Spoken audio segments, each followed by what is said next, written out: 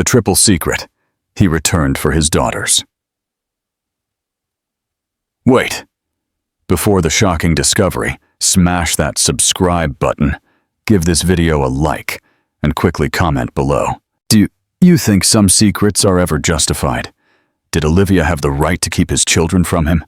This is a powerful true life story about a self-made billionaire, a hidden family, and the slow, painful process of earning back the right to love. Part 1. The shocking revelation. The impossible encounter. The last thing Gabriel Sterling expected as he sat alone in the lobby of his Miami hotel was to be approached by 3 identical, blonde, wide-eyed little girls holding a silver heart necklace he hadn't seen in 6 years. One look was enough for everything he had buried to rush back with full force. He had given that necklace to the only woman he had ever loved, the one who had vanished without a trace. And now, standing before him, were 3 impossible reminders that perhaps she hadn't left alone. Gabriel Sterling didn't believe in fate. His life was built on structure, precision, and strategy. He planned everything, from his meals to his global mergers, weeks in advance. So, when his schedule was unexpectedly altered this morning, when his flight to London was delayed and he was rerouted to a suite in his own downtown Miami hotel, he viewed it as nothing more than a logistical inconvenience. He didn't yet know that this small interruption would be the start of everything he thought he had lost finding its way back to him. The lobby was quiet for a weekday morning, mostly filled with a few early check-ins and the hotel staff preparing for a corporate event. Gabriel was sitting alone in one of the private lounge areas, coffee in hand, phone on the table but untouched.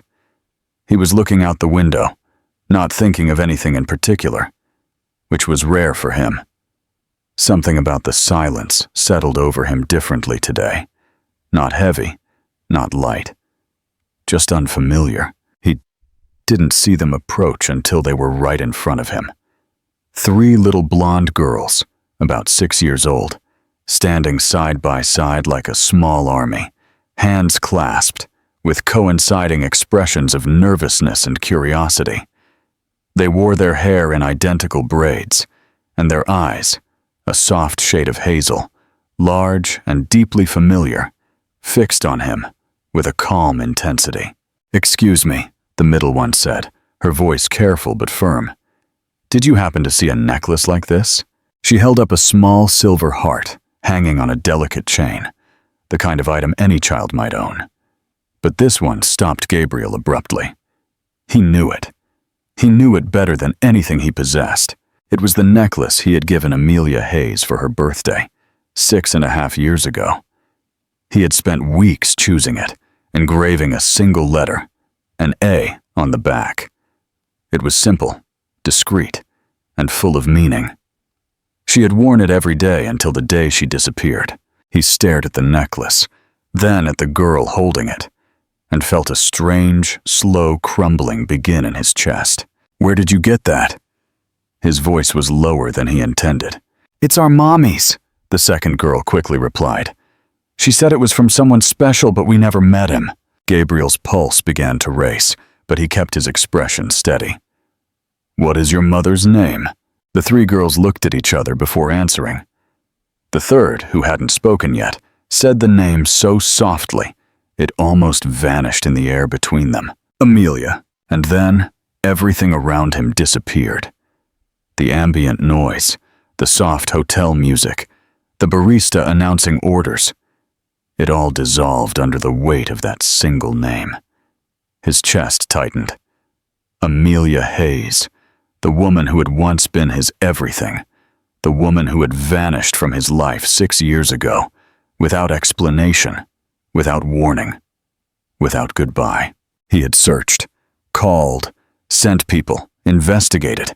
She had completely disappeared. Now, here were 3 small girls, each a mirror of the other, and most unsettlingly, a mirror of him. Blonde hair that must have come from her, but there was something in the shape of their mouths, their eyebrows, the curve of their cheekbones that he couldn't ignore. And those eyes, those large, searching eyes, were hers in color. But something in the gaze was his. He tried to breathe evenly. "Is your mother here now?" "She's checking in," the first girl said. "We came to sit while she talks to the lady at the counter." He stood up slowly, his heart pounding in his chest. He didn't know what he was dealing with, didn't know if he was ready, but he knew one thing. He had to see her. Because if this was real, if these girls were who he already feared they were, then everything he thought he had buried had just returned to his life. Part 2. The lobby confrontation. Gabriel didn't move immediately. His legs were tense, his hands slightly curled at his sides, as if his whole body was trying to stay still while his heart raced ahead. The girls returned to their seats now, giggling softly and looking at the necklace as if it held a secret they didn't fully understand. He watched them with a strange mix of awe and dread, unsure which emotion would win out. He felt like he was on the edge of a cliff, with no idea how far the fall would be or what awaited him at the bottom. Then, out of the corner of his eye, Sahara, Amelia appeared near the reception desk, a small suitcase trailing behind her and a worn messenger bag slung over her shoulder. Her hair was longer now, pulled into a loose braid, darker than he remembered, but still unmistakably hers. Her posture was guarded, yet calm. She leaned slightly as she spoke to the receptionist, her expression warm and tired at the same time. When she turned and saw the girls across the lounge, she smiled, and then she saw him. For a second, her entire body froze. The color drained from her face, and her hand instinctively gripped the strap of her bag tighter. Her eyes met his, large and filled with something between shock and guilt. She didn't move toward him. She didn't look away either. It was as if time had immobilized them both. "Amelia," he said, and even hearing himself pronounce her name again felt unreal. "Gabe, I thought you were—" Her voice was barely a whisper. He stopped. The truth was, he didn't know what he thought. Lost? She had been gone forever. He had mourned her as if she were dead, but now she stood before him. Alive, real, unchanged in the ways that mattered, and completely different in the ways that hurt. She glanced at the girls briefly, then back to him. Her throat moved as she swallowed hard. "This isn't how I wanted you to find out." His eyes darted to the girls and back to her. "They're mine, aren't they?" There was no point in pretending. She didn't try to lie.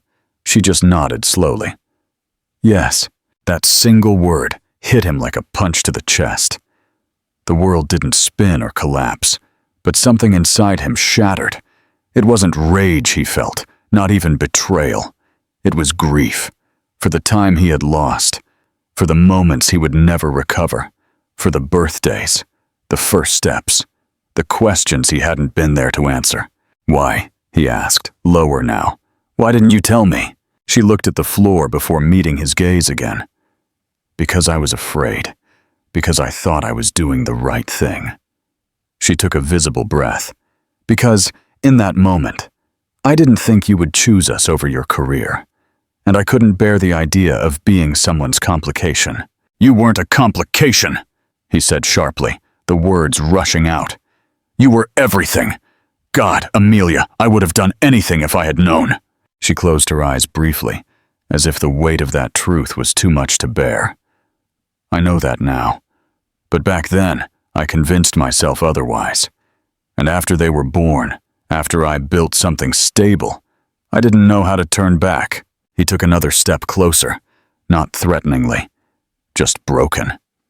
"You don't just disappear and take my children with you. You don't get to make that decision alone." "I know," she said again, softer now. "And I'm sorry. I truly am." There was silence between them then, not because there was nothing to say, but because too much had already been said in just a few words. One of the girls called out, "Mommy, who is that?" Amelia turned and forced a smile. "Just a friend, honey." Gabriel didn't correct her. Not yet? His voice was too husky. His heart was still trying to catch up with him, but looking at those 3 small girls, 3 miniature versions of himself, he knew one thing for certain. This wasn't over. It was only beginning. What would you do? Would you forgive Amelia? Or would the pain of the lost years be too much? Comment your honest reaction below. Part 3. Building the Now. Later that night, Gabriel sat alone in his hotel suite, the city lights glittering beyond the glass behind him. The room was silent, save for the faint hum of distant traffic. Yet his mind was anything but quiet. The conversation with Amelia replayed on a loop, each word resonating louder than the last. 3 daughters, 3 little lives he didn't know existed. How could he have lost so much?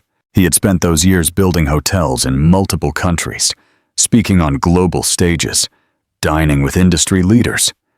Yet he hadn't known that 3 versions of himself were learning to walk, to talk, growing up without him. It made everything he had achieved feel hollow, beautiful, polished, but empty. He thought of the way one of the girls tucked her hair behind her ear, a gesture he knew he made himself.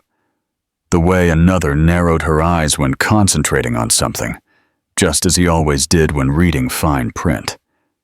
They weren't coincidences. They were blood. They were his. He barely slept that night. In the morning, he made a decision. He wasn't going to disappear again, nor was he going to chase them blindly.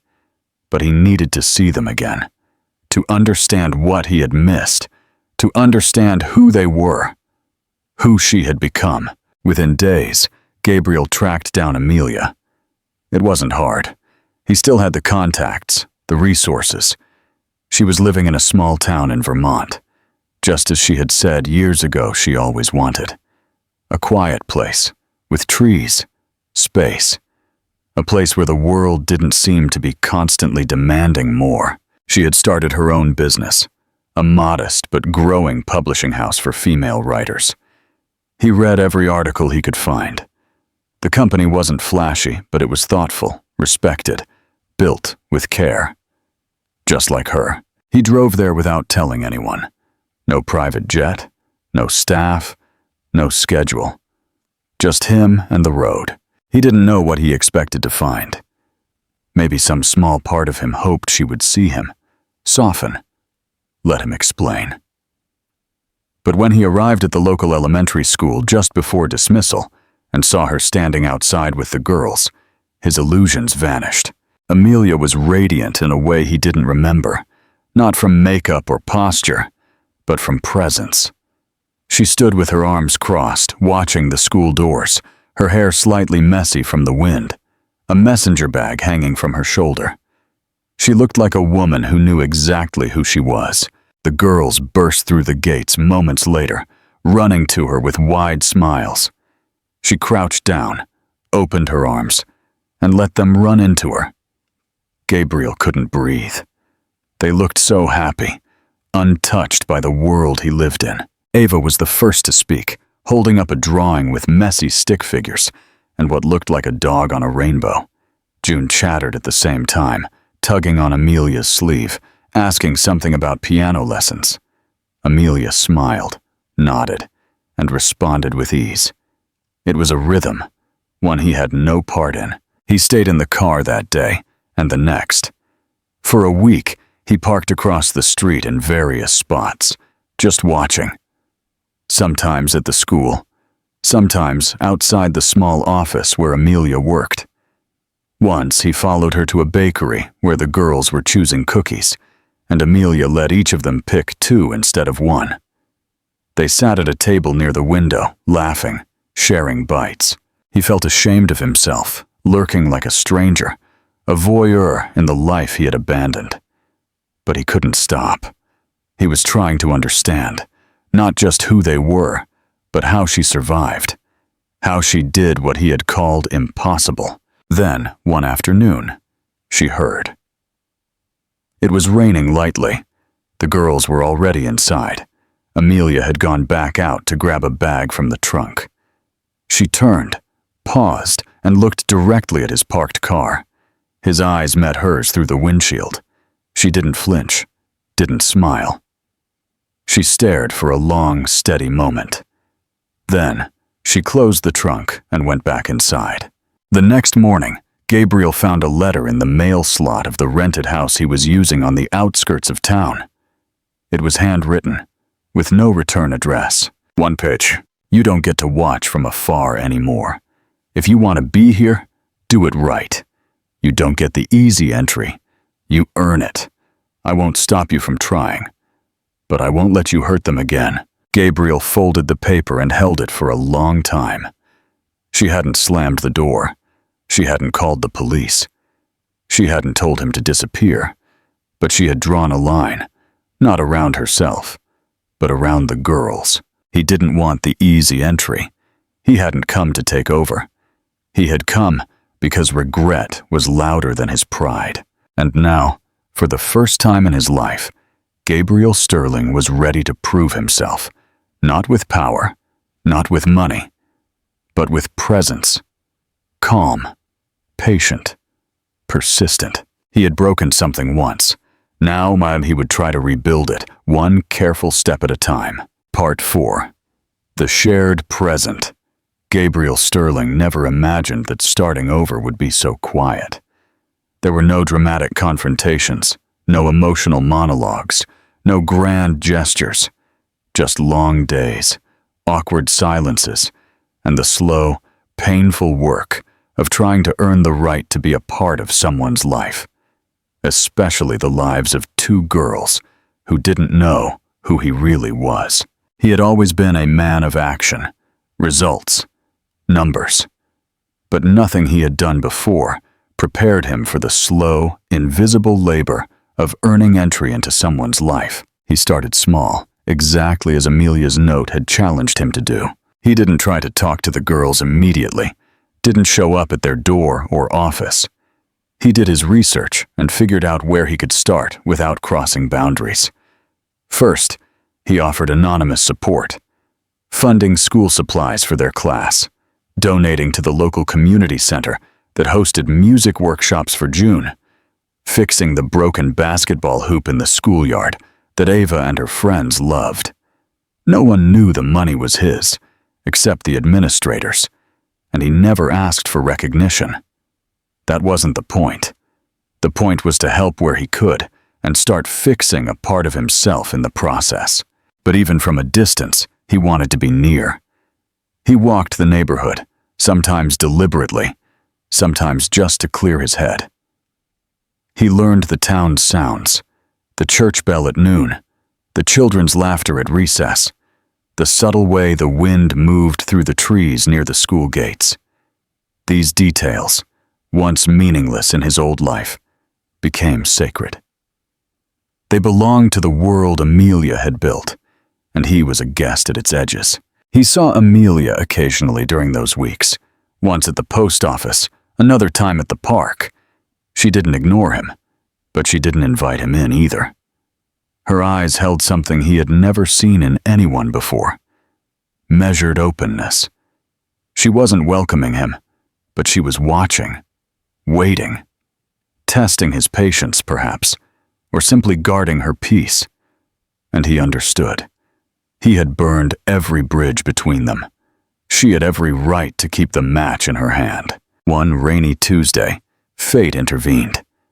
Gabriel had just emerged from a small bookstore with a bag of donated books he planned to leave at the school library. He saw Amelia standing under an awning across the street, her umbrella broken, water soaking her sleeves. Without thinking, he crossed the street and offered her his. She accepted without saying a word. For a moment, she looked at him as if searching for a lie. But all she saw was a man who wasn't trying to impress her anymore, just someone holding an umbrella. She gave him a subtle nod, and together, they walked toward the school in silence. That moment opened a small door. Amelia didn't slam it shut. Days later, she texted him via the school's communication app, forwarding him the schedule for Ava and June's school play. No comment, no invitation, just information. Gabriel stared at the screen for almost an hour before responding with a simple, "Thank you." He went to the play. He sat in the last row. He didn't approach. He just watched. The girls were dressed as talking trees. Both had lines. Both delivered them with wide smiles and nervous energy. Amelia sat 2 rows ahead, applauding and laughing. Gabriel didn't take his eyes off them. He had missed so many moments like this, but for the first time, he was present. And that mattered. In the following weeks, things shifted subtly. He started running into Amelia more often, at the grocery store, at school events outside the library. Sometimes, she nodded. Sometimes, she asked for help carrying something. Once, she handed him Ava's forgotten lunchbox, without explanation, as if she had simply decided he could be trusted with it. It wasn't affection. It was something rarer, a reconstruction of faith. Then came the day that changed everything. Amelia called him. It was late at night, the sky already dark with approaching night colors. She sounded exhausted. "Can you pick them up from school tomorrow? I have a meeting. I'll text you the details." That was it. No fuss. No lengthy explanations. Just trust, carefully placed in his hands, like an unspoken, fragile gift. The next day, he arrived early. He stood awkwardly near the school steps, unsure if the girls would even recognize him. When they came out, Ava saw him first. She frowned, tilted her head, and then turned to June with a whisper. June looked at him, then her eyes widened. "You're the tree guy from the play?" she asked boldly. Gabriel crouched down to their level. "Yes, that's me." "Why are you picking us up?" Ava asked. "Not Rudy," he corrected. "Just curious." "Your mom had a meeting. She asked me to help." They looked at each other. June shrugged. Ava crossed her arms. "Do you have snacks?" Gabriel smiled. "I do now," he said, pulling 2 granola bars from his pocket. They took the snacks, started walking beside him. Not holding hands, not chattering yet, but not running away either. That evening, when he dropped them off, Amelia opened the door with a questioning look. Ava walked past her and said, "He had snacks. He's not bad." June followed with a smile and a nod. Amelia raised an eyebrow at him. "Granola bars," he explained. A short, almost involuntary laugh escaped her lips. But it was real. Part 4, the unveiling. From that day on, Gabriel became part of their routine. Not every day, not forcibly, but with consistency. He helped on school field trips. He delivered forgotten homework. He took Ava to a robotics event when Amelia had a deadline. He sat at June's piano recitals, applauding with genuine pride. He never referred to himself as their father. He let them decide who he was. He was simply there, showing up, over and over again. And gradually, the girls began to open up. Ava started asking him for help with science homework. June liked to quiz him on song lyrics. One night, after a particularly bad storm, the girls showed up at his rental house with Amelia, all 3 drenched. No electricity. He made them hot cocoa, gave them dry clothes, and they stayed the night. Nothing dramatic, just warmth, companionship. In those moments, Gabriel didn't think about the billions he had earned or the empire he had built. He only thought about how good it felt to see June fall asleep with her head on his arm, and how Ava laughed in her sleep when he tucked her in. He had run away from the chance to be a father. Now, every silent moment with them was a step toward becoming one. Part 6, the ask. It was a Sunday morning when Amelia decided it was time. The sun had just begun to stream light through the kitchen window, warming the floor in soft golden stripes, and the smell of cinnamon pancakes filled the air. Ava and June were sitting at the table, still in their pajamas, arguing about whose turn it was to choose the breakfast music. Amelia stood by the counter, watching them, stirring the batter slower than usual, her mind miles away. It wasn't a sudden realization, not truly. The decision had been forming inside her for weeks, perhaps months, one quiet moment at a time. The way the girls looked at Gabriel now, with ease instead of caution. The way he had learned to tie June's shoelaces, perfectly, because she was particular about her bows. The way Ava called him GS when she was playful, but always made sure he was in the audience during her school performances. They had accepted him, even though they didn't know the complete truth yet. And that was what weighed heaviest on Amelia's chest. The fact that they didn't know that every day they grew closer to Gabriel, they also became more entangled in a story that hadn't been fully told. A story that belonged to them. She had tried to shield them from the pain, the complexity, the parts of the past she wished she could erase. But she was starting to understand that silence, however well-intentioned, could become its own form of harm. Later that day, when the dishes were clean and the girls were sprawled on the living room rug building a puzzle, Amelia called them over. Her voice was gentle, but serious enough that both girls turned immediately and sat up, sensing a shift. She didn't sit above them or across from them. She sat with them on the floor, legs crossed, the soft light highlighting the tenderness in her eyes. "I have something important I need to talk to you about," she began. She kept her voice calm, though her heart was hammering. The girls blinked at her, curious but unafraid. "It's about Gabriel," she said. "You've known him for a while now. You've spent time with him. You like him, don't you?" June nodded first, quick and certain. Ava tilted her head, considering for longer, then shrugged. "He's okay," she mumbled, but her tone betrayed affection. Amelia smiled faintly, then took a deep breath. "What I'm going to tell you might be surprising, but I think you're ready." And then she told them. Everything, not the painful details, not the betrayal or the silence or the years of surviving alone, but the truth they deserved. That Gabriel wasn't just some helpful guy, that he wasn't just a family friend. He was their father, their biological father, and that she had raised them alone, not because she wanted to keep them apart, but because, at the time, it had felt like the only safe, honest choice. The room grew very quiet. June was the first to speak. "He's our daddy?" Her voice was a whisper, not confused, but stunned. Amelia nodded. "Did he know about us?" Ava's question was deeper. Amelia met her eyes without looking away. "No, he didn't know.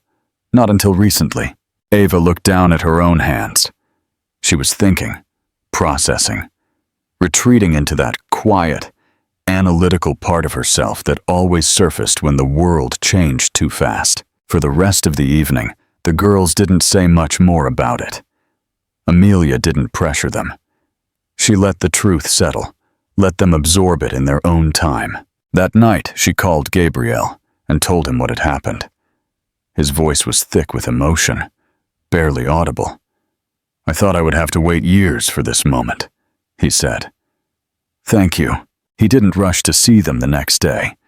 He respected their space, but when the girls were ready, truly ready, they made the decision themselves. One Saturday, Ava walked into the living room where Amelia and Gabriel were talking quietly and sat down next to him on the sofa without a word. She handed him a drawing they had made that morning, a portrait of their family, stick figures with large blue eyes. She had written names above each one: Mommy, Ava, June, and Gabriel.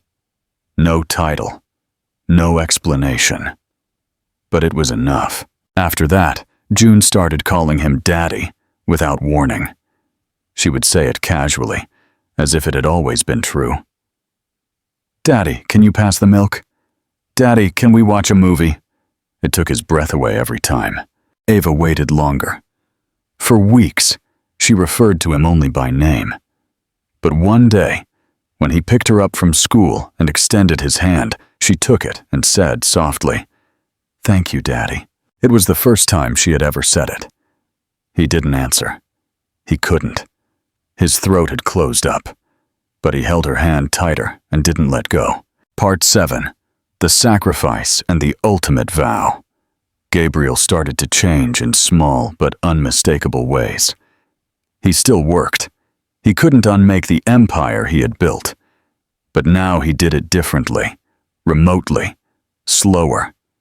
He turned down meetings that required travel. He stepped away from high-profile interviews. His staff noticed. The media speculated. But Gabriel didn't care. For the first time, he had something more important than the next deal. He permanently moved into a modest house, just a few blocks away from Amelia's. Not to intrude, not to hover, but to be near. To be a part of the school mornings and music recitals, the weekend grocery runs, and the rainy day puzzles. He didn't try to make up for the time he had lost. He knew he couldn't, but he never missed a chance to be present again. Amelia watched him closely through all of this. At first, she remained cautious, waiting for him to falter. But the stumbles never came. This Gabriel was different. Not perfect, but real. She didn't let her heart rush ahead. She didn't forget what had happened, but she began to trust, to breathe easier, to lean on him in small ways, and to recognize that the man in front of her was no longer the one who had abandoned her 6 years earlier. He was a father now, and every day, without being asked, he was becoming something else too. A partner. The shift came suddenly, without warning, like a tremor across the surface of a calm sea. It started with a headache. Amelia ignored it at first, assuming stress or lack of sleep. She was juggling so much: her growing publishing house, the girls' school projects, the emotional tightrope of this new chapter with Gabriel, the cautious unfurling of something fragile and real. It made sense to feel tired, but then the headaches became daily, sharper, more persistent. She started waking up nauseous, dizzy. One morning, while packing the girls' lunches, the room tilted violently and everything went black. She collapsed before hitting the floor. When she woke up, it was to the bright lights of a hospital room and the low, steady rhythm of machines beeping beside her. Gabriel was sitting in the corner, still in his coat, his face pale and exhausted, his hands clasped as if in prayer. He didn't notice she was awake at first. She studied him silently, the lines in his face deeper than usual. His shoulders slumped as if the weight of the world had finally settled on him. When he lifted his eyes and saw hers open, he exhaled as if he had been underwater for days. "You're awake?" he said hoarsely, getting up quickly, moving to her side. "Amelia, thank God." She blinked slowly at him. Her mouth was dry. Her voice barely came out. "What happened?" Gabriel hesitated, his jaw clenching. "You collapsed. We ran tests. You need rest. You are going to need treatment." He didn't say the word. Neither of them did. But it hung in the air like smoke. The diagnosis was serious, but not impossible. An autoimmune disorder, exacerbated by stress and exhaustion. Something that had been silently attacking her body for months, perhaps years. Doctors were optimistic with early treatment, but it would require time, rest, and consistency. Things Amelia had never allowed herself. The news shattered her, not just because she was scared, though she was, but because, for the first time in her life, she would have to let go. She couldn't do everything alone anymore. She couldn't pretend she was invincible. Gabriel didn't leave her side. He canceled everything. His meetings, his trips, even a merger that had taken months to organize. His assistant had never heard him sound so calm when he said, "My family comes first. Sort it out." He moved into the hospital with her, sleeping on the small sofa in the corner, waking every time she moved, learning her medication schedule better than the nurses. When she was too tired to eat, he coaxed her with warm soup. When her hands trembled, he held them. When she cried softly in the dark, he didn't say a word. He just wrapped her in his arms and held her. The girls visited every day. At first they were scared, unsure how to act, whispering when they spoke. But Gabriel turned the visits into something sacred. He brought games, painted their nails, told bedtime stories right there in the hospital room. Amelia watched it all with tears in her eyes. This man, who had once called her weak, now wiping jam from June's cheek and helping Ava with math homework on a whiteboard he borrowed from a nurse. One evening, after the girls had gone home with Amelia's cousin, and the machines beeped softly in the background, Amelia reached out and took Gabriel's hand. Her voice was weak but firm. "You are not the man I knew years ago." Gabriel didn't speak for a long time. Then he said quietly, "I wish I hadn't been him at all." Amelia turned her head to look at him. There was no blame in her eyes, just exhaustion and something deeper. Recognition.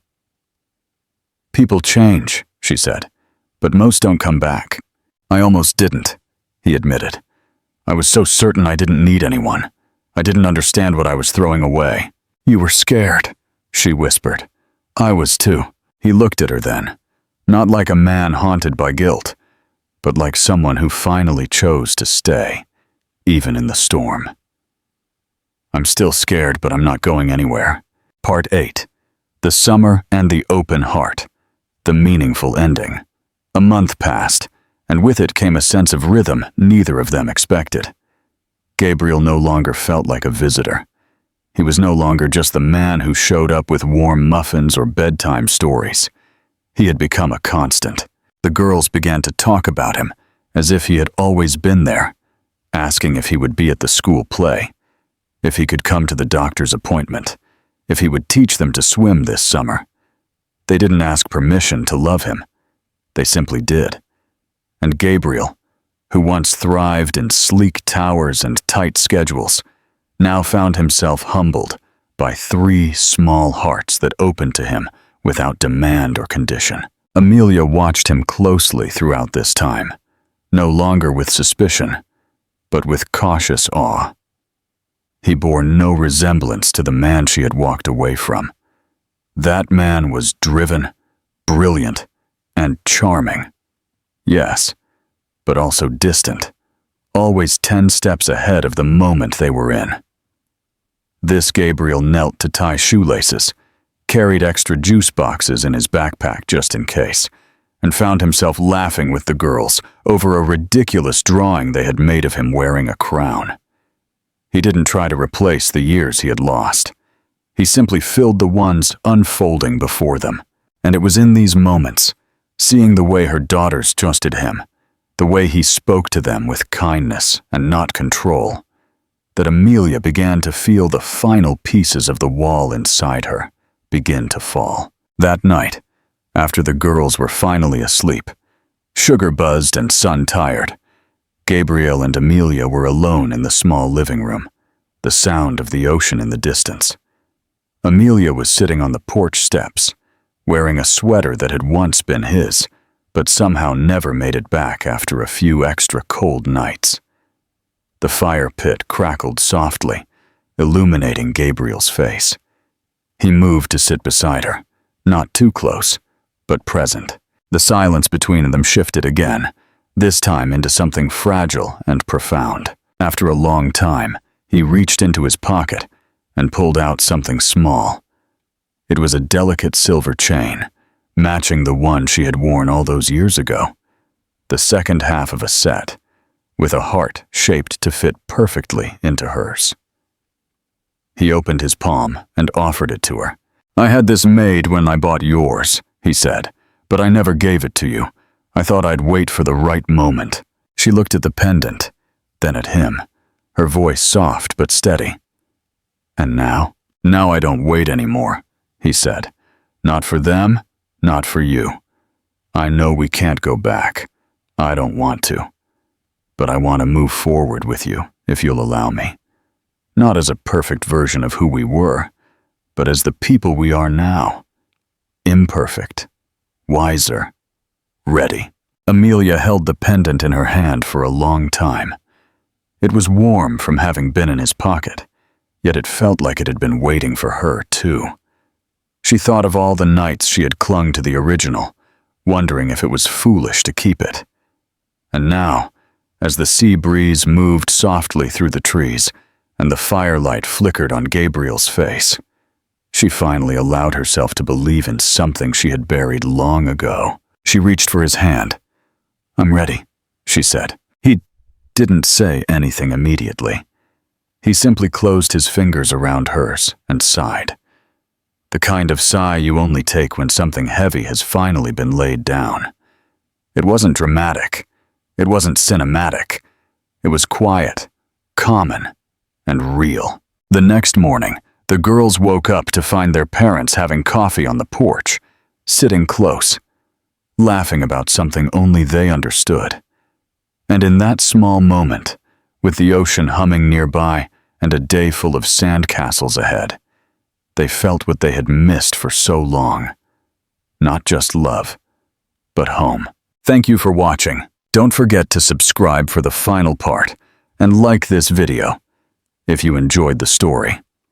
Come back next week to discuss what Amelia's health crisis means for their future and the next big chapter for the Sterling family.